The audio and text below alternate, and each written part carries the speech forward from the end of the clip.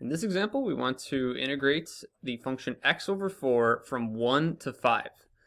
So this has a lot going on. We have a definite integral. So at the end, we're going to have that couple extra steps of evaluating f of 5 minus f of 1. But getting there isn't the most straightforward process because of this divide by 4. A lot of people might freak out with this a little bit. With this divide by 4, you have two options. You can take out 1/4 and have it as 1/4 times the integral of x, and then just do the integral of x and then multiply by 1/4 at the end. That's one option. Another option is just dealing with it, just going head on towards it. So let's just do that. Let's just see what happens. So when we have a value in the denominator, when we're integrating, we're going to have, this is to the first.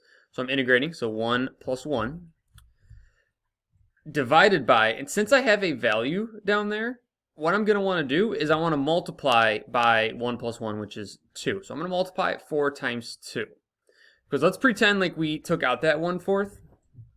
What would happen is you'd have 1/4 times what we'd get, which would be 1 over 2, because we'd have 1 plus 1, which is 2. So we'd have this times 2. So what you end up doing is 4 times 2. So I'm pretty much just doing that same concept, but I'm just doing it all in one, rather than taking out the 4th and then evaluating the integral of x.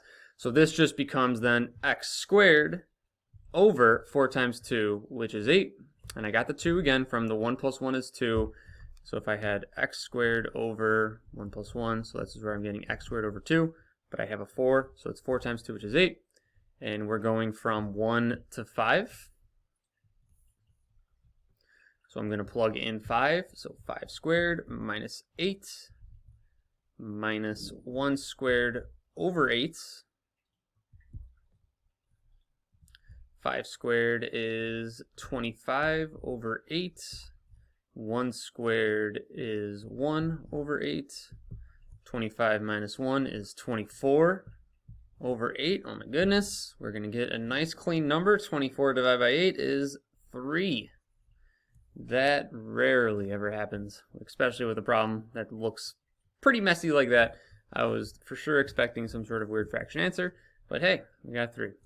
So that's the process of dealing with a value in the denominator like this. You have those two options: take out the 1/4 or just multiply 4 times whatever this value would be. And then evaluate from 1 to 5 at the end. And there it is.